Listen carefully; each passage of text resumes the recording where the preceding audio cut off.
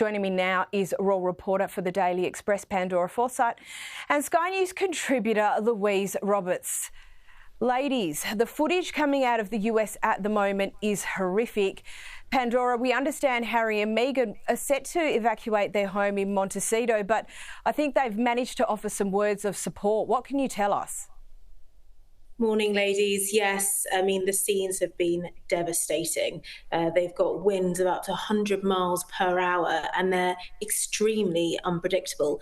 At the moment, they're spreading very quickly. It's difficult to keep it under control. Firefighters are across the LA County just trying to keep it in particular spots and try and get it down. But the winds are just moving so quickly that it's moving at an unpredictable rate. So not only Harry and Meghan will have been given safety kits, but all of their neighbours too. And they'll be taking advice of their security and, of course, listening to local authorities about the next steps should they need to evacuate. They are taking all precautions, of course, for them and their children ahead of doing so. And if they need to do so, but because it's such a fast-moving situation, I can imagine that they're not going to take any chances on this. And of course, as we all well know, their safety will be the priority, and they'll very much be taking the lead on this with their security to see what their next steps are. But as you said, Caroline, at the top, they have released a statement, and I think the statement is just, and I think it reads the room well, very much not speaking about them, but speaking about the community and how it's affecting everybody else, which I think is the perfect take at such a time of devastation for people who are not only losing their lives, their homes, and of course their livelihoods alongside. Yeah, very well said. And Louise, already sad for the family, and the loss of a family pet always is. But it's also that Instagram reel was a very interesting snapshot into Sussex daily life.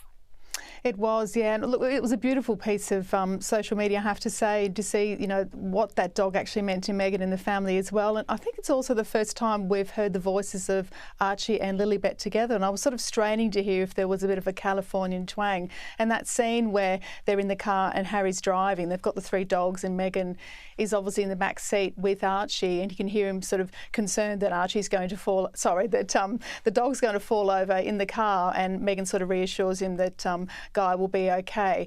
And later on in the video you see, or you hear them singing a True Blue song, sort of commemorating how much they love the dog, which is really nice. And so to have Lilibet and Archie sort of front and centre in the video, although you don't see their faces, of course, Meghan's very careful about that. She's very careful to make sure you get a glimpse, but not really a full sort of impact of the children themselves.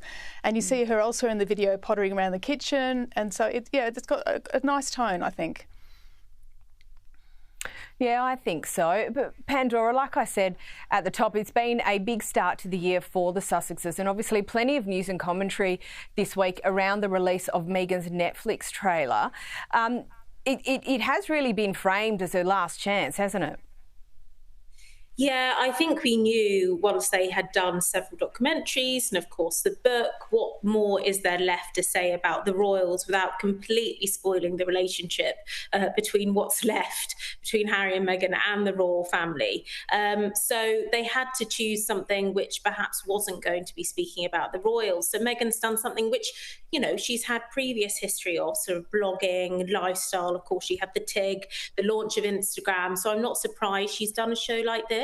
But of course, this is quite similar to celebrity shows like Gwyneth Paltrow, Selena Gomez. In fact, the producer of Meghan's show is also the same producer of Selena Gomez's show. And in the trailer, there's this point where she squeezes some lemon and, you know, it catches in her eye or something. And that is exactly what Selena Gomez also had on her trailer. So that's kind of stepping into the celebrity world.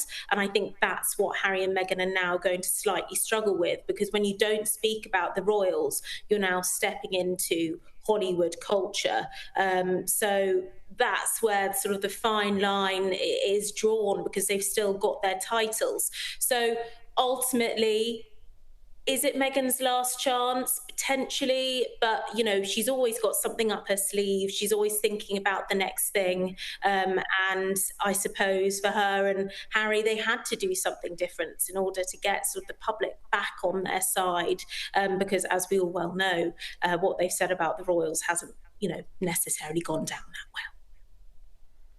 No, it has not. Louise, there has been some pretty brutal commentary about the Netflix trailer and this attempted rebrand. But, you know, I do want to give her some slack because we've talked about how she really does need to find a project and lean into it and try and be successful. So it's hard to find a balance there while, you know, there might still be objective grounds for critique.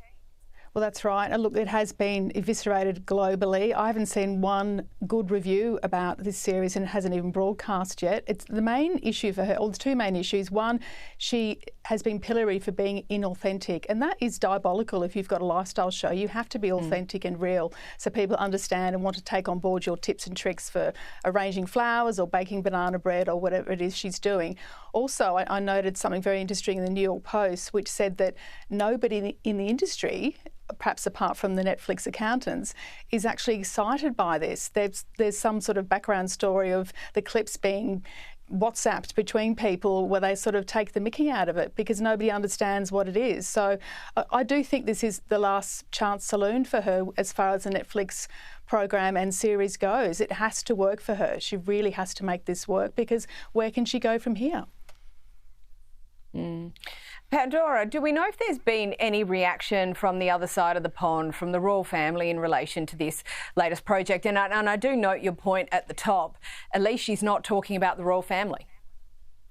Yeah, I'm sure, and they are going to be appreciating that. And of course, they do get briefed by all their communications teams about what's going on in the world in general. And I'm sure, as we well know, when Harry and Meghan are the front page and they can't really avoid it, I'm sure they're well aware of what's going on. But they are not going to comment on this because as soon as they open the door for Harry and Meghan's Netflix or books or whatever it might be, then they're then setting a standard for journalists to be able to say, oh, well, what do you think about this? And what do you think about this? Well, you said last time about this, so what are you going to say about it this time?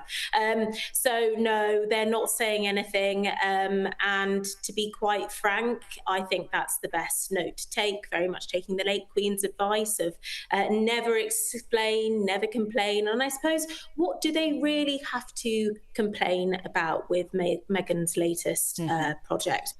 It's not slamming the royal family whatsoever. She's finding her niche, and that doesn't really affect them, I suppose. So no, nothing to say on that front from them, and I think that's the correct take. And probably all for the best. But Pandora, still with you. But a report this week, and moving on slightly, a report, comments made by the daughter of former Spice Girl Mel B, that Prince William is the ultimate Nepo baby. Now, I don't think that conflating royalty and celebrity really helps here. What's your view? Yeah, I would agree, Caroline. I mean, ultimately, you're born into the royal family. Celebrities, you know, that you are born into a celebrity's family. But this is what I was also speaking about earlier, the difference between celebrity and the royals.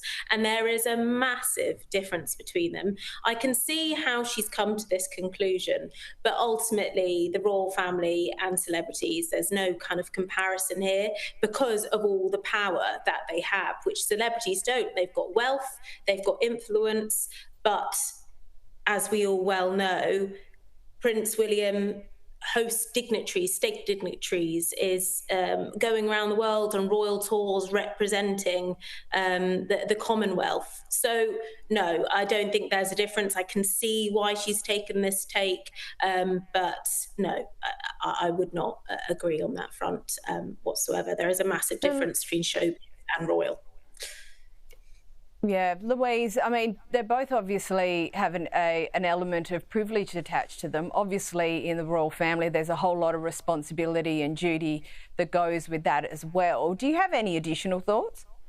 Well, I think, you're absolutely right. I mean, you're both right on this topic, I think. But William has never weaponised that privilege. He's been acutely aware from a very young age, and I do credit Diana with a lot of that work there, that his privilege has to be used for good. He has to help people in society. Whereas if you're the child of a celebrity, you have many choices open to you. You can join the military, as William obviously has done, or you can choose an acting path, or you can be a chef, or you can be a bin man if you want to be. You have choices.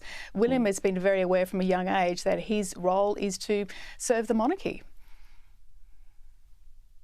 Yeah, correct, absolutely, and serve the British people. And Louise, still with you, and just I want to touch on Harry very briefly. A report in the UK Telegraph about his phone hacking case, and now the allegation that Scotland Yard turned a blind eye to it. What's the latest on this? Well, about 12 months ago, a High Court judge in London ruled in Harry's favour, saying his phone had been hacked by staff at Mirror Group newspapers, and the judge awarded him about $300,000 Australian, I think, as damages. But since then, 12 months since, apparently from Scotland Yard or the Met, there's been no investigation or interviews or follow-up, or critically, no prosecution. Now, Harry has only sort of engineered all these court cases because he wants scalps. He wants someone to pay for, he says, the invasion of his privacy. So I don't think, even though the Met apparently haven't done anything according to this report in the Telegraph, I don't think Harry will let it settle there. Yeah, fair enough. Always lovely to chat, ladies. Louise, Pandora, thank you so much for your time.